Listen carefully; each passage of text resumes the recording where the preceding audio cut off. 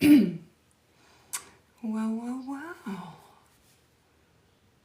Hello, how are we? What a long time. Hello, Nick. How are you? It's been so long. Hello, everyone. Hi. Wow. How exciting. It's been such a long time. Wow. Oh, now it's doing things at me. So tonight's conversation is all about people pleasing and asking any questions you like about people pleasing. So please do ask me anything at all. We want to look at understanding what it is, understanding, hi Goldie, and thank you. We want to understand what it is. We want to know, what do we want to know? Why we do it, obviously. We want to know how we can stop it. We want to know all the different things. So please do ask away how any kind of questions at all related to people pleasing. So do just ask anything at all. If you are interested, you can also find me at the Hub. Look at that, the Hub. I really hope that's the right way around for everybody. Please tell me it is. How can I practice sitting with the discomfort of saying no? What a brilliant first question. Thank you, Zero Fox. So, people pleasers, assemble. So essentially, the most important thing to remember about saying no and getting used to it is to start it in very small practices. So really tiny, as in, would you like a cup of tea? No, thank you. Obviously, don't deny yourself something that you do want, but just learning to say no, or just disagreeing slightly with, actually, I don't really like that restaurant, could we go somewhere else? And trying to really start putting it, oh great, it's the right way around, putting the no into practice. So what I think people can get a bit confused with when it comes to starting to say no and changing is that we have to go 0 to 100. And actually, the discomfort is the thing that we're challenging. Because you've been conditioned to say yes and not to kind of meet your needs or express your needs, then what you end up doing is feeling very, very uncomfortable when you say no. And that obviously is a horrible thing. So what we want to do is get used to it. And we want to also show ourselves where the threat is. Because saying no, we learned as a threat. And if you learned no was a threatening word, then every time you go to say it, it's going to become a trigger. And so what you want to do is unwire that part of your brain that learnt that no is a threatening word. So we're doing that very slowly and very carefully and gently. And what I would ask you to do is just to be really kind to yourself and know that one day it might feel okay, and then the next it won't. But what you're also looking at, and this is really important, is how people react to that no. So if you say no to someone and they get annoyed about it and punish you for it, then that is a red flag. And we want to be listening and looking at those red flags, because the reason you people please is to keep relationships in your life. The problem about people pleasing is it keeps the wrong relationships in our lives. It means that we are attracting the wrong people or enabling the wrong people to be in our lives. The no is the bullshit filter, as I call it. And what we're trying to do is basically like filter out the people who are not healthy for us. So the people around me, my closest inner circle, embrace my no and celebrate it, and I do theirs too. And it's not taken as a personal rejection, it's taken as a maintenance of the relationship. Because if I continuously say yes, or they continuously say yes, A, I can't trust the yes, and B, it will lead to resentment. It is self-care, absolutely. So what we want to be doing is absolutely saying no for the maintenance of the relationship as much as our self-care. And it also shows us who is safe and who is just there for our compliance and our silence. Okay, so hopefully that's it. So we're doing it absolutely tiny little bits, tiny little moments of no. And watching the reaction and letting it guide us as to who is safe and who is not. And remembering that if people choose to leave our lives because we have expressed a need that contradicts theirs, that is a good thing. Now, there is a little caveat in that we're allowed, or people are allowed, to be disappointed by our no. The point is that they're not punishing us for it. Okay, next question. I'm confused as to why I still try for a relationship with an ex-partner who's treated me badly. Well, multi-layered thing, but ultimately it'll be down to a few things that I would... Where would I go first? One is the dopamine addiction. The reward of getting them to love you again, like you again, be with you again. Two is maybe healing a childhood wound of being good enough for the person who was abusive towards you or used love as a condition of worth, in terms of you only get it if you are kind of conditional. Why does it keep doing things at me? It's very annoying. If you only got love that was dependent on your kind of compliance, your goodness and everything else, making difficult people love you is going to be something of a goal, because it will heal that childhood trauma or wound. And then on top of that, the trauma bond. You are bonded to them, and the dopamine and oxytocin is in there too. And it's essentially like an addiction. So ultimately it's trying to break the trauma bond and then look at why you are comfortable in a relationship with somebody who treats you badly. Where have you learnt that? What happened? What environment created that? And why this environment creates the same feeling of chasing somebody's love from someone who treated you badly. I hope that makes sense.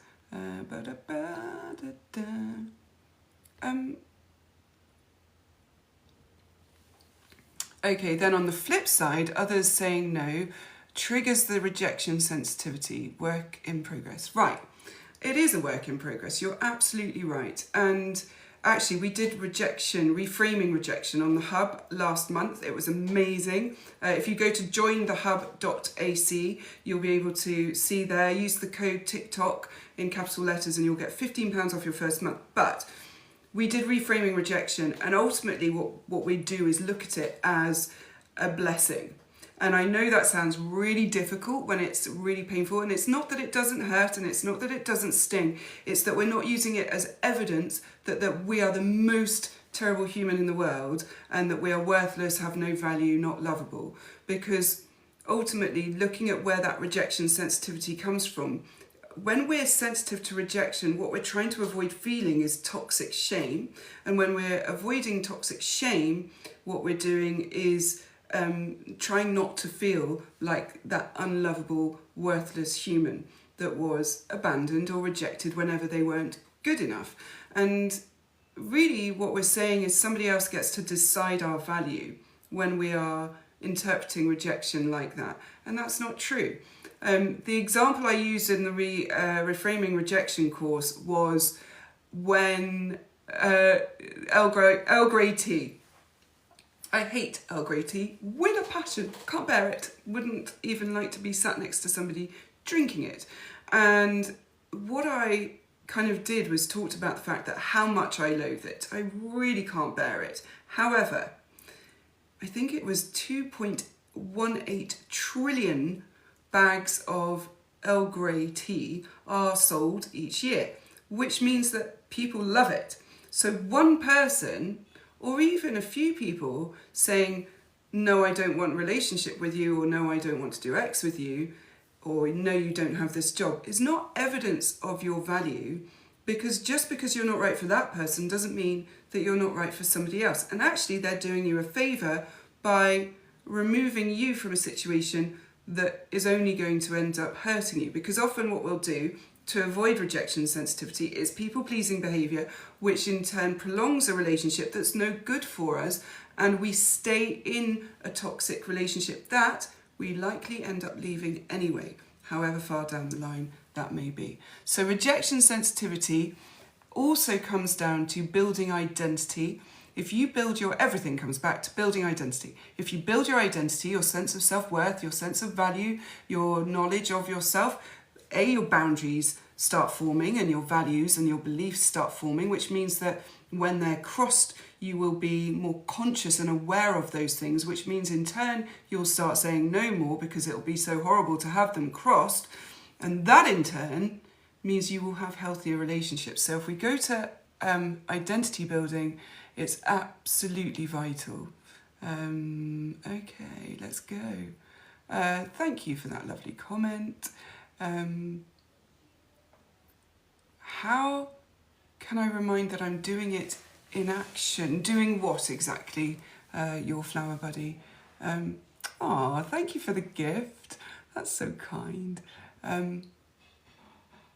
Right, there you are. So definitely make so this, I think, was about the comment with chasing somebody who, thank you.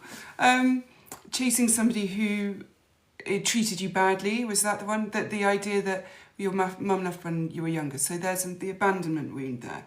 So that means that you're going to be, thank you very much. That little heart's hilarious. That you are going to be, what's the word? Chasing or trying to heal the abandonment wound by making someone who is abandoning you love you. And actually, nobody else can do that. We have to do it for ourselves, that healing. So if we go and look at that wound and dig it out and really understand it and then work on it, look again at our value, our worth, realise that the abandonment was nothing to do with us and everything to do with them, then we are going to be able to reconcile that wound.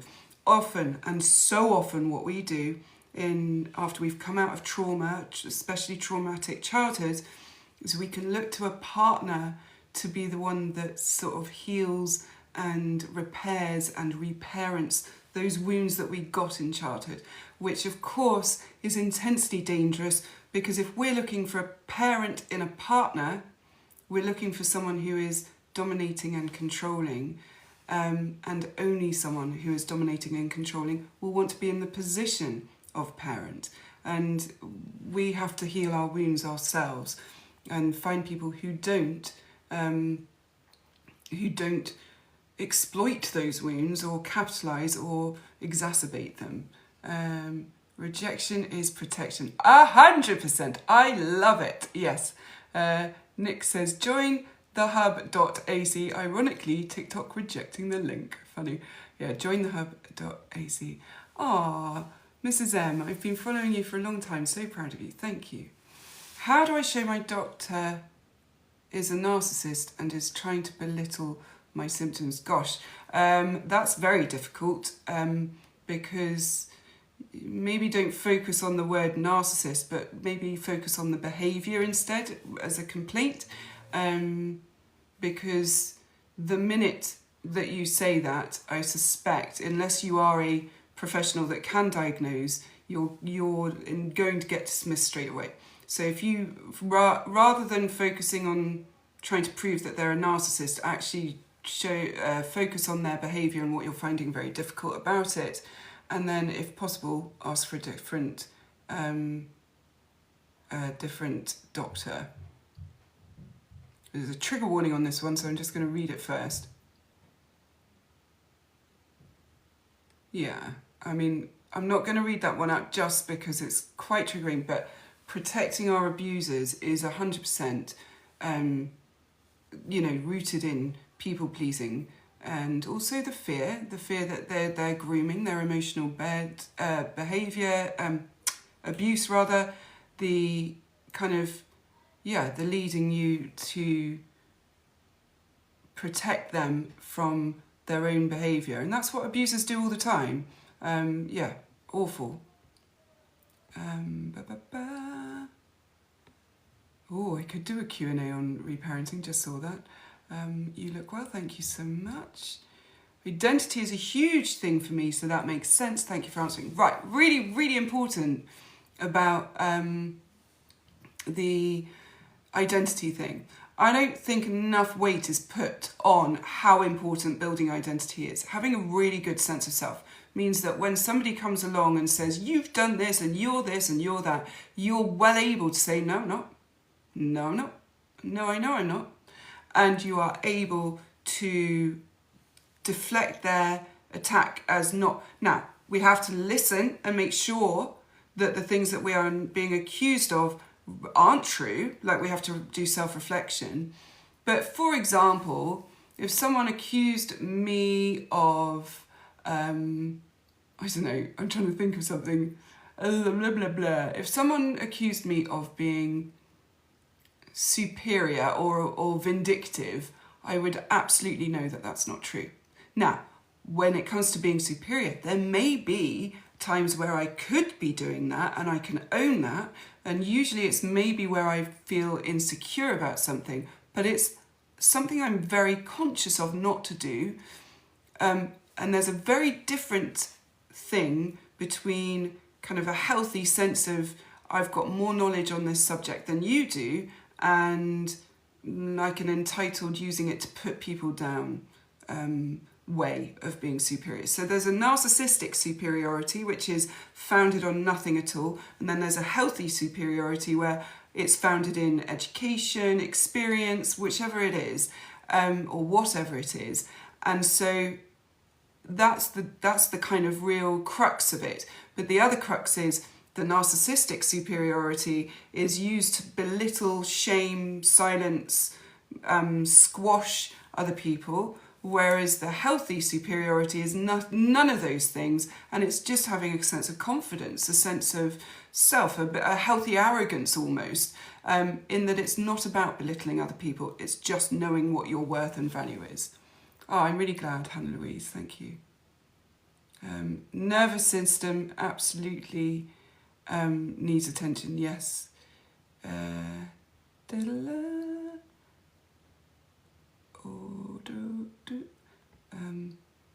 A Q&A, as I said, reparenting, absolutely.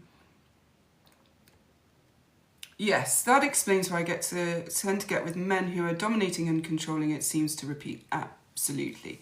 So this is the thing that is so important, is that if you are not healing these or breaking or aware of even your relational pattern, you are going to repeat them.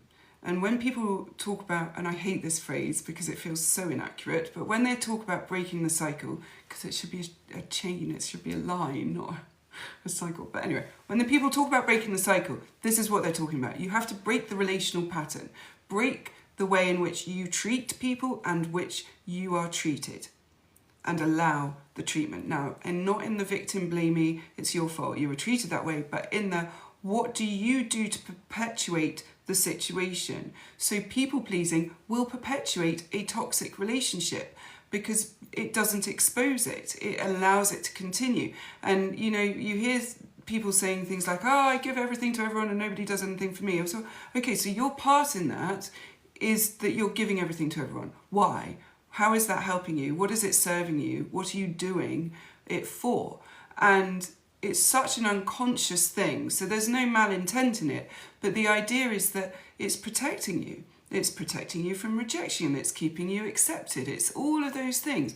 So when we are kind of giving it so much of ourselves and then getting angry with other people for taking it, that anger is sort of misdirected. Yes, there could be a place where people should be saying, you shouldn't be taking this much from me, but on top of that, there is the place where, why are you still giving to people who continue to take and do not change and do not reciprocate?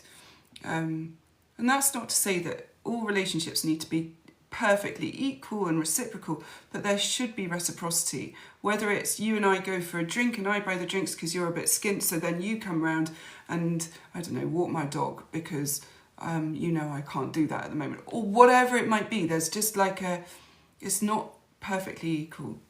How many people are in my groups? In the Facebook group, we've got about 12,000. In the hub, at the moment, there's around 30-ish.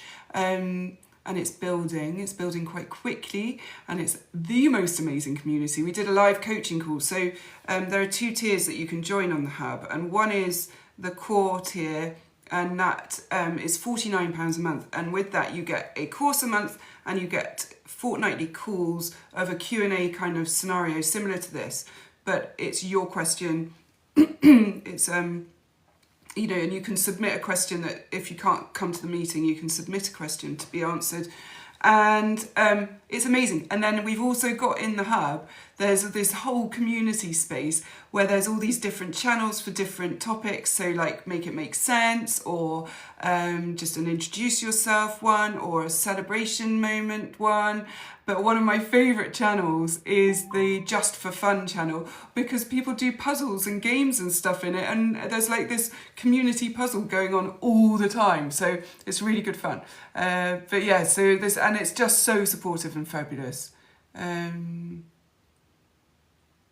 Oh, I'm so sorry to hear that they've bullied you and denied you help. I'm so sorry. Then I think lodging complaints, if you have to go further up, then absolutely, maybe take the complaint further.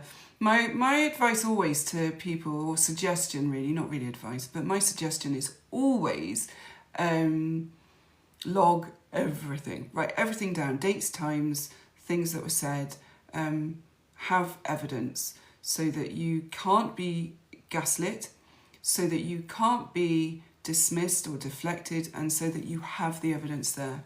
I've been people pleasing all my life. I'm still waiting for diagnosis of being on spectrum. Yeah, and I think this is the thing about autism and trauma, is that when you grow up autistic or ADHD or any other neurodifference in the neurotypical education system, you are taught constantly that you're not good enough, that you need to comply, that you need to do things differently, that you need to do things neurotypically. And you face so much rejection, you develop rejection sensitivity.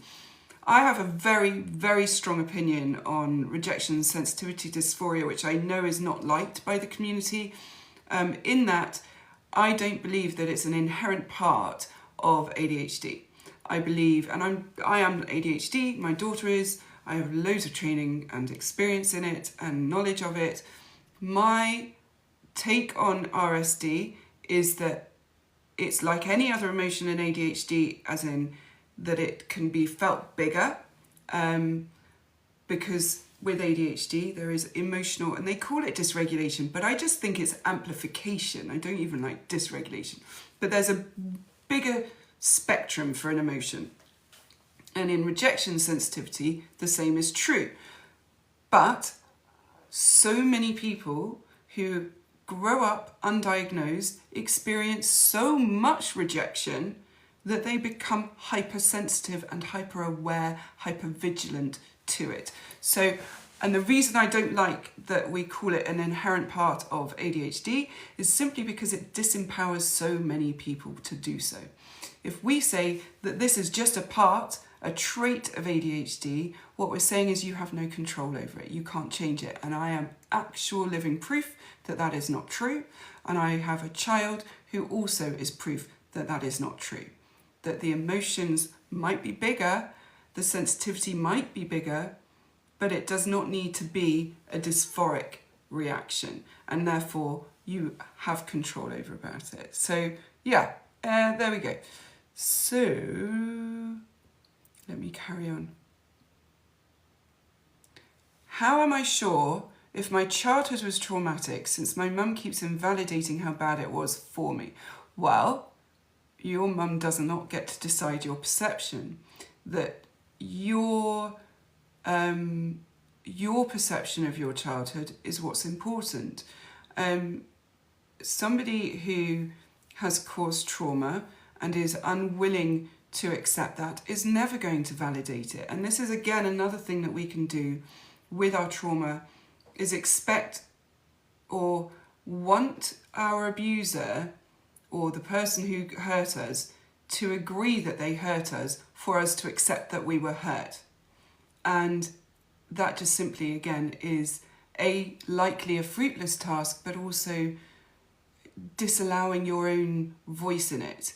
It means they have to validate it. They have to approve that you had trauma, and you are not allowed to state that, you know? So what I would ask you to do is stop looking at the source to agree as to whether or not it's traumatic, and look outside and look at different things that are explained as trauma or childhood trauma, and see if your experience aligns with those things. You know, there's an ACE test you might like to look at as well, and do. Nick, have we got an ACE test on the hub as a resource for people? I can't remember. I'm sure we did something about it, but we might not have published it.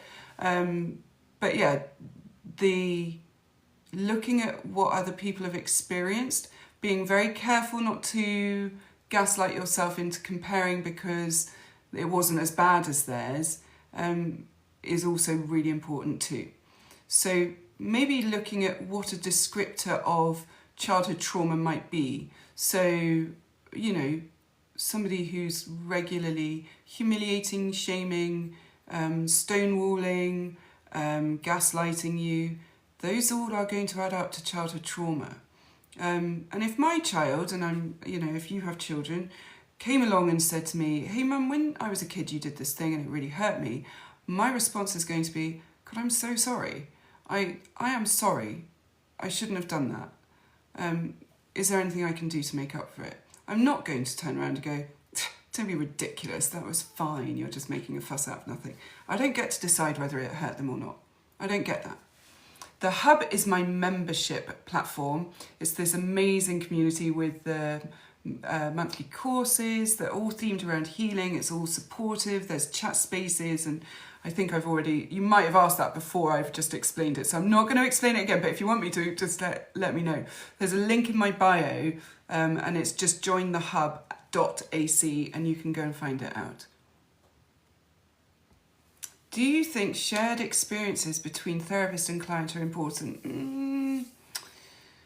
I think shared experiences from the therapist to the client only should ever be done in the beneficence of the client. So if I share anything personal with my client, it would be because it's to help validate something they've experienced or are experiencing.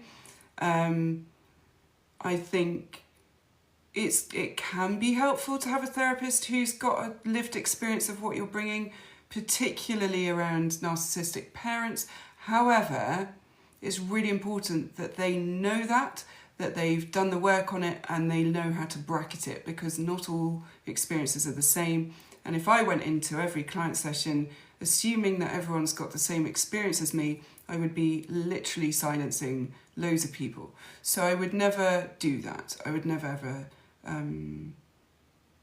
do that to my client unless if I bring in my own experience, it's to validate, support, explain, demonstrate, but it's for them, not me,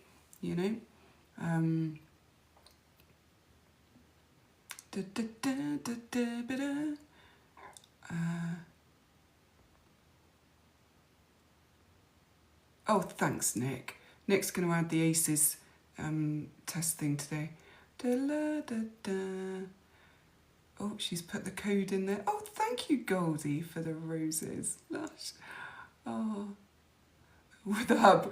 That's amazing. We may be small, but we are mighty. So what's brilliant about the hub as well is all those calls that we do. Because there's one thing that you get the Q&A calls, and then there's another where you get a coaching call.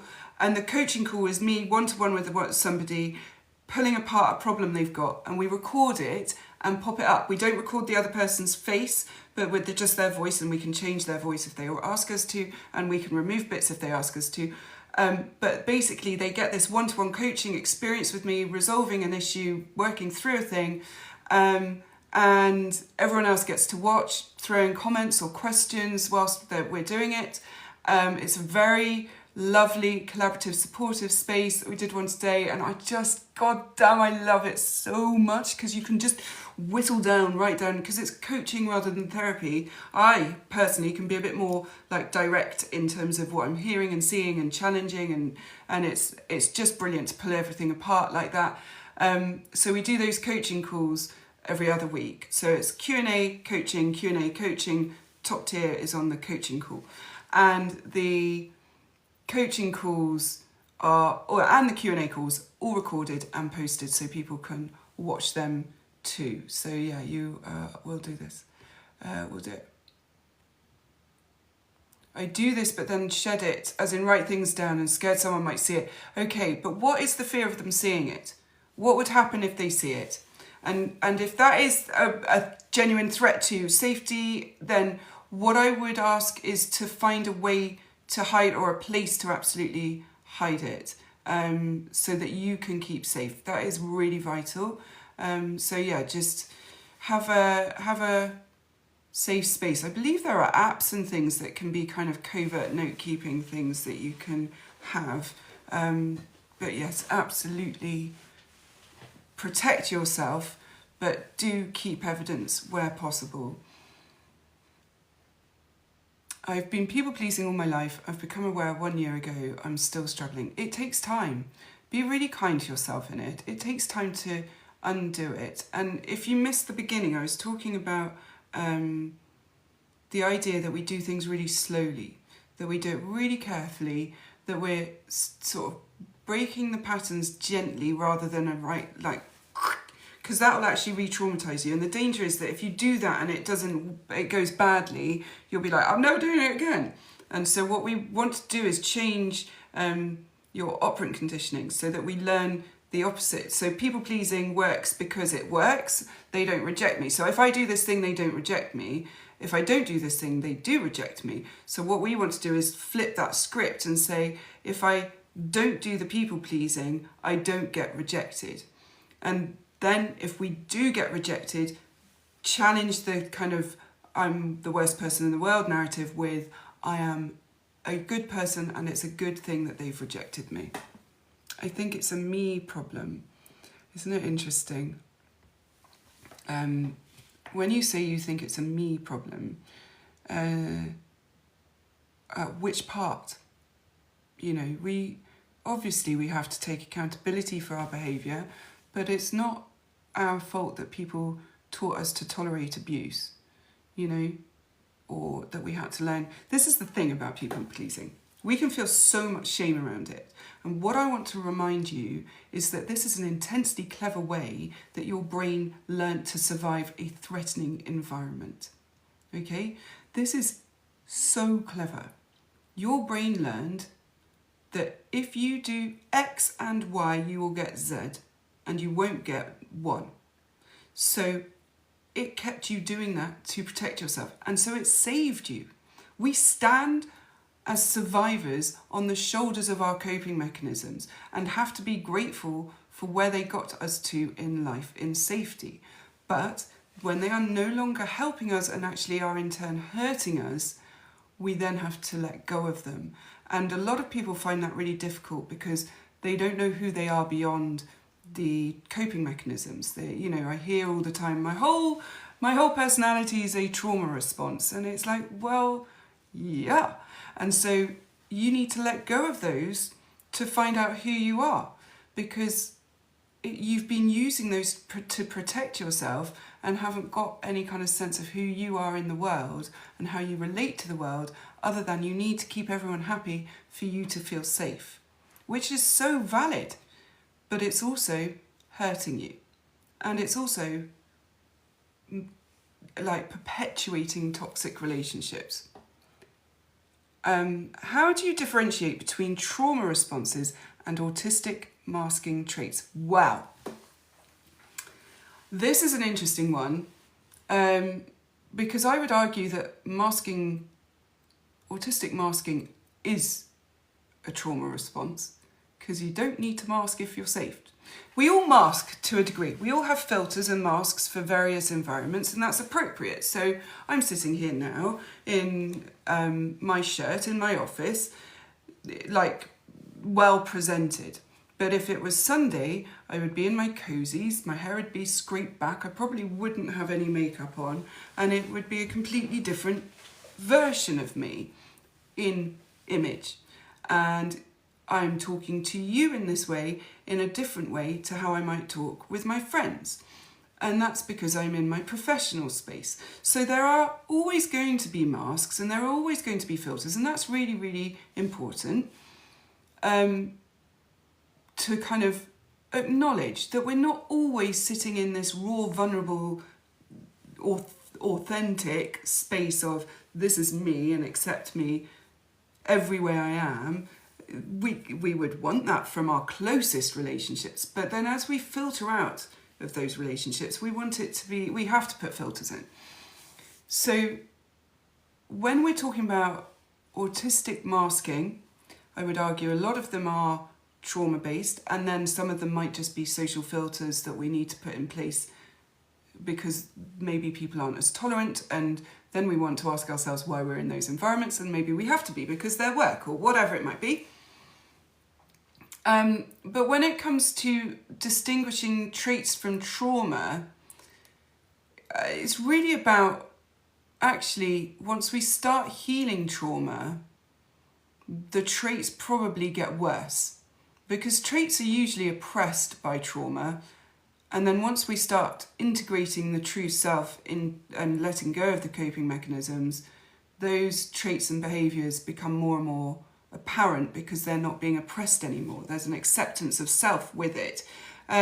So I suppose it's the asking yourself, am I doing this because I'm scared, as in a trauma response, or am I doing this because this is what feels natural to me? And that's one way that you can differentiate.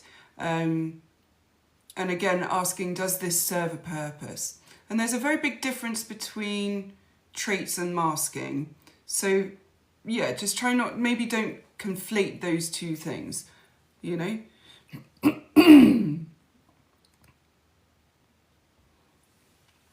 Any advice on coping with being single due to medical issues, meaning a relationship can't happen? I do want to understand why a relationship can't happen, because there are different types of relationships, as in romantic relationships. And whilst the pool might be smaller, there may well still be options.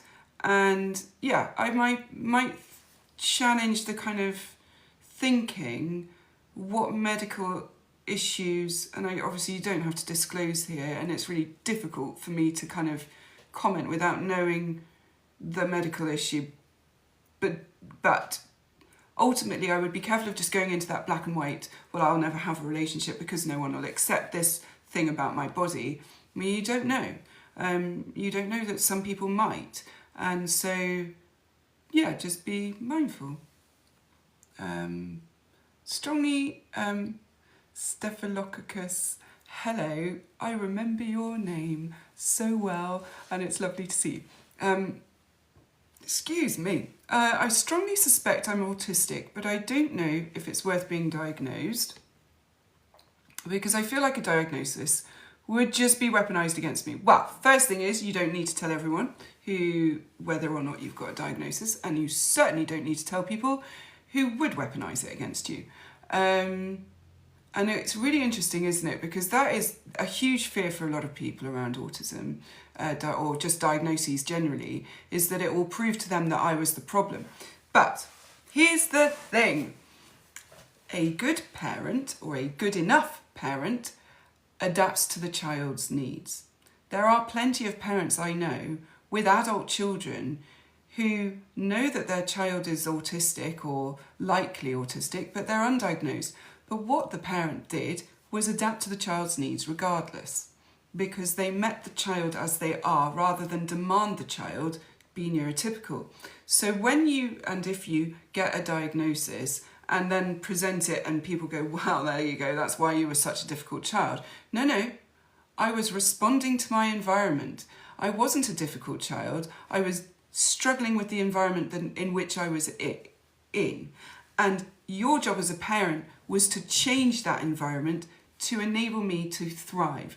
And the fact that you watched me struggle and you watched my behaviour react to the environment and did not change it says everything about you and nothing about me as a child.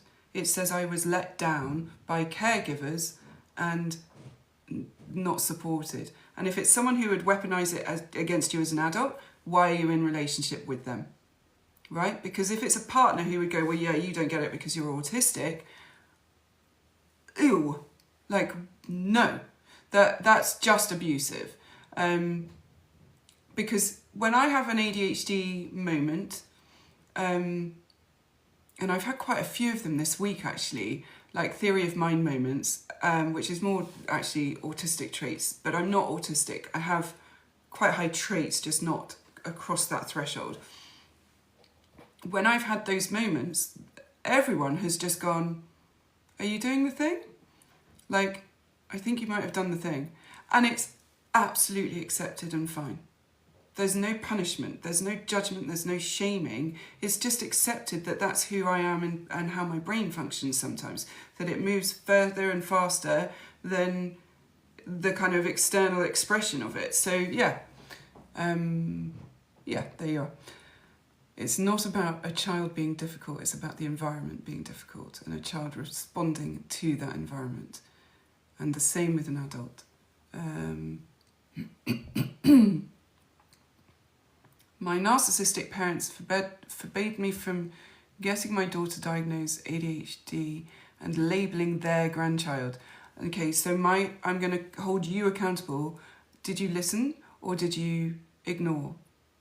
Because you're the parent and the protector of that child. And yeah, I would offer that challenge in that it's your decision as the parent, and yeah, for you to hold. There's a lovely comment here saying being diagnosed really helped my anxiety. The liberation that came, that came with diagnosis and comes with diagnosis for so many people is so wildly intense. There is the fear that it's evidence, but then when you reframe it in that idea that I've just explained, the validation of, holy shit, it wasn't that I was lazy or fussy or stupid or awkward or any of these things. It was that I was struggling with the environment I was in. You know? So I'm extremely emotional being called too sensitive and diagnosed BPD. Well, BPD is character. They've changed it to EUPD. And the reason they've done that is because emotional, is it instability? No, it can't be. It must be, I forget what the U stands for. But I think it also had EDPD, which was emotional dysregulation personality disorder. And the characterization of BPD, EUPD is that there is a lot of emotional dysregulation and a terror, like an abject terror of rejection and abandonment. And so that rejection sensitivity is massive. I've just had a lovely message saying it's emotionally unstable personality disorder. Thank you very much. So the idea being that borderline does carry this emotional dysregulation with it. There is an amplified reaction. But those, I believe, can be healed if worked on why they're there. It's rewiring the brain again, and often women are misdiagnosed as BPD when they're autistic or ADHD. So there's all those things could be going on too, but ultimately calling, like, when we're looking at borderline, we've got to be looking at the rejection wound, the shame wound actually. If we go under the rejection and down to the shame and healing that shame wound, the rest kind of almost dissipates of its own. But it takes time and it takes work and it's hard. And with borderline, you know, because it's such a defended protective mechanism, it can be very difficult to hear the challenge to behaviour. But I know my experience, because I've worked with a lot of people with borderline, is that those that want to change are able to hear the challenge. And it's, if you've got a skilled therapist who can manage that with you, that like processing of that shame whenever you get the challenge, then, oh my God, the world could be so different for you. Yeah, so there is massive hope for it, but it's about recognising that there is an emotional dysregulation and reactions maybe, and I hate the word over reacting or too sensitive, but emotions can be amplified. Emotional reactions can be amplified to situations because they're protective. and it's all push-pull and, oh, don't get too close because I might lose you. Oh my God, don't leave because I might lose you. And it's a really difficult thing. There's a book called I Hate You, Don't Leave Me. If you haven't read that, you might like it, might find it helpful. I do one-to-one sessions. If you go to jointhehub.ac, you'll see all the information. You'll be able to find all the different things that are there available, and yeah, go and have a look there. Absolutely. There we go. Yeah. There we go. Nick's already answered you, sorry. Okay, so this is a brilliant statement because I think a lot of people will connect with this. Just as a heads up, we've got 14 minutes left, so I will be finishing at 8, just so we are aware and to manage expectations. I'm fully aware of my trauma, but cannot fully express how I feel. I find it really hard. So, I love this statement because, and this is, I mean, maybe that sounds a bit odd, but I love the statement because I think so many people will relate to it. Because when you grow up in difficult environments, in trauma, you are taught all your emotional responses are wrong. You're taught to ignore them. You're gaslit about them, essentially. And then what happens on top of that is you don't develop an emotional lexicon, a library. You don't develop the resources to be able to identify emotion. And then as a result, typically what will happen is A, you don't know how you feel. You think you feel numb, but that's not actually true. What it will come out as is either a somatic expression, as in a feeling, sensation in your body, or anxiety. And typically what I will see, a lot of my client group, because they don't have that emotional library, will only be able to describe it as anxious. And the reason is that anxiety, fear, which is what it is the loudest emotion and the one that we will listen to because it's a survival emotion. So what tends to happen is that you cannot really identify very many emotions. It's a bit like primary colour emotions. You can't see all the different shades. You can only see happy, sad, angry, scared. And so you can't break those down further. So there's amazing tools called the feelings wheel that you could be using in order to go and get kind of different language. And one of the things I do with a lot of my clients with this issue is go through each and every word and really imagine what it feels like, identify it. And the thing about emotion is that it's subjective. So this is something that's fascinating to me, is that, you know, we learn what emotion we feel from the person who teaches us the emotion. So for many people that will be their parents. Oh, you're feeling sad. Oh, darling, I'm so sorry. It seems like you're really disappointed. So, oh, mum says or dad says that I feel sad and disappointed. Therefore, this feeling that I'm having now is sad and disappointment. But what that person is experiencing as sad and disappointment might be completely different to what I feel as sad and disappointment. So then, if I'm with my clients who haven't got the emotional library, I could actually unintentionally get them feeling my subjective emotional experience. So we have to be really conscious of that as we're working through emotion, of what does this feel like? And one of the questions I get asked a lot is, what does love feel like? And again, it's completely subjective. Love is subjective. What is love to one person is not to another.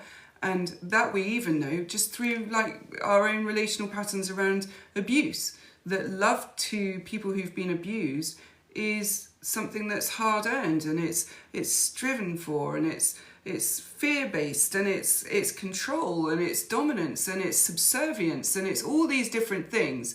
Whereas someone who's got a healthy relational pattern, love is joy and freedom and acceptance and playful and fun and safety, and it's just wonderful. So can you see how the subjectivity is so prevalent? It's so important to know it. So emotional kind of expression is personal, and we need to absolutely recognize that both as clients and people and as therapists particularly, that I do not want to necessarily influence my client to experience the emotion the way I experience, because I want them to have their autonomous understanding of it. Time is a healer. I don't agree with that, you know. Time gives us space to reflect, distance, so things don't sting so much. But I think we have to actively work on healing, that we're not going to... Things don't just dissipate or stop hurting because they're not happening anymore. Because all we have to do is put you back in a similar environment, you'll have exactly the same feelings. If environmental cues trigger the same emotion, then the wound is not healed.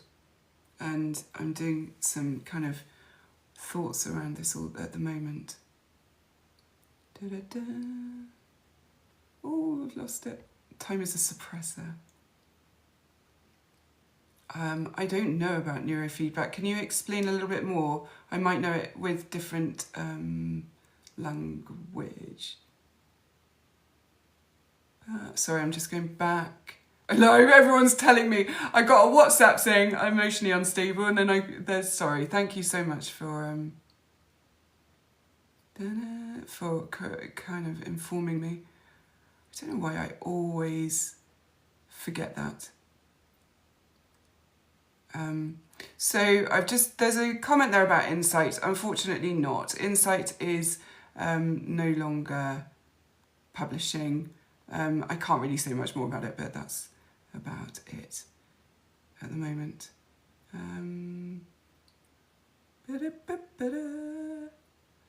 Hub. So the Hub, I think Nick probably has answered that already, but I will just say, so join the hub.ac. The Hub is £49 a month for core membership. And I've forgotten now. How bad is that? There's another one, I think it's £59 a month for the coaching membership, which includes core and then the coaching calls too. And yeah, use the code TikTok and you'll get £15 off your first month. And that in turn means that you get to have a look around. There's no like contract or anything. You're not locked in. So you could go and do the first month and go, actually, it's not for me. But I truly think you will not be saying it's not for me, just on the community alone, the help people give each other, the support, the validation, the challenge, the accountability. It's fabulous. It really, really is fabulous. Oh, that one's difficult. Mum was mentally abusive but died when I was 20, and now brothers pretend she was perfect. Fantasy bonding, the idea that the parent was perfect and is perfect even if they're still alive, and that there's this kind of sainthood making, and the word I think is beification, and I'm going to get a text in a minute correcting my pronunciation, and that's fine. Like I meant to ask the other day actually how it was pronounced and I forgot.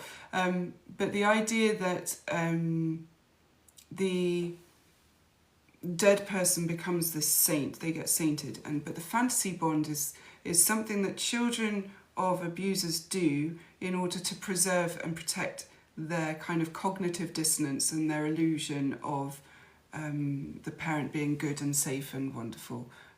So yeah, I think it's a really tricky thing, because when it comes to boundaries, we have to try, we can't force our opinion, perspective on another person.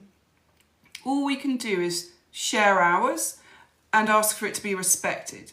You don't have to agree, but you do have to respect. And it works both ways. So if you are in relationship and want to stay in relationship with your brother, but this is a thing that is going to cause difficulty for you, then it may end up that it does fracture the relationship if they keep invalidating. But if you can say to them, hey, I respect your version, I respect your version, please respect mine. You don't have to agree, but please stop telling me I'm wrong.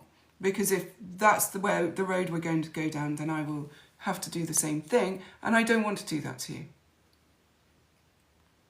Ooh, tempted to become a therapist in this, got a psych degree, so may look into next steps post-grad. Yeah, I mean, it's brilliant work. I love it. And there's actually, there is a kind of theory, and I would argue it's fairly true, that virtually everyone that comes into therapy has a parent with high narcissistic traits and was not emotionally good in childhood. I don't supportive, available, all those things, connected, attuned, simply because, and maybe I'm thinking more that it's long-term therapy rather than short-term. I've got this particular thing that I can't work out and I need a bit of help with.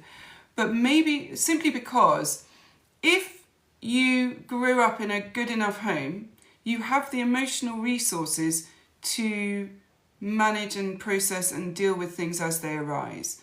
And so you wouldn't need that kind of healing of all the wounds that lead to all the coping mechanisms. You just wouldn't have all those coping mechanisms. So, yeah, there's a kind of understanding the impact of, it doesn't even need to be narcissistic behaviours, but the impact of a parent that stonewalls, or a parent that denies or minimises, dismisses, humiliates, shame, or uses fear and shame as a way to control. You know, smothering parents. Oh my God, the impact of smothering parents. Understanding all that is going to be absolutely vital to any practitioner at all. Yes. Narc boomers think we are trending estrangement. No, the world has changed and we're the first gen to fight.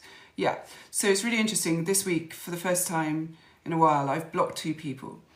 And they were 2 people who had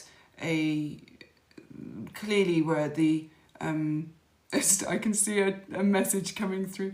They were 2 people who had an opposing view, and was suggesting that I have a particular narrative, that I was doing harm by sharing what I share and all this stuff. And I'd let them stay around for a long time because I think it's really important to be challenged, to be seen to be challenged, and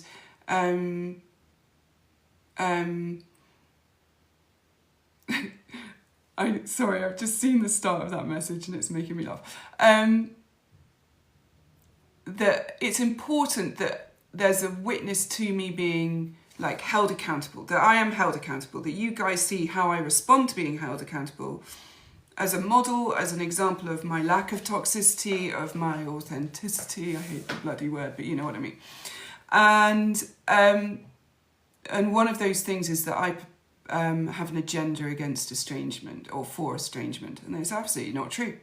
I have an agenda for healthy relationships between parents and children, and between partners and friends and colleagues. I have an agenda that we are owning our red flags, working on them and changing them. So the idea that we are trending, no, we are just asking for bare minimum. And usually that is all that's being asked for, a bare minimum respect of needs, wants, boundaries, whatever, and they are continuously disrespected, and so therefore estrangement happens. But of course it's the irony of them coming to me and saying, it's all your fault, my child's gone no contact. It's like, so you're still not looking at your own behaviour, so you're still not accepting responsibility. You're kind of proving my point. This is very good. You can password protect WhatsApp and have your own message to yourself to write things down, absolutely. Excuse me. Right. I am going to actually call that a day because we are here at 8 o'clock. But if you would like to know more about the Hub, come over to jointhehub.ac. We would love to see you there. You can just go and have a look around, click any links, fill in any inquiry forms, just come and see what's going on because we love it. Oh, Ellie Bear, thank you very much for the rose. We would love to see you there. We would love to share the space with you. Genuinely believe that once you're in, you will love it. It's just so supportive and so wonderful. And yeah, on that note, I'd like to say thank you very, very much to everybody for coming, for your amazing questions, your insight, your sharing, your support of each other. And I hope to see you very soon. Take care, everyone. Bye.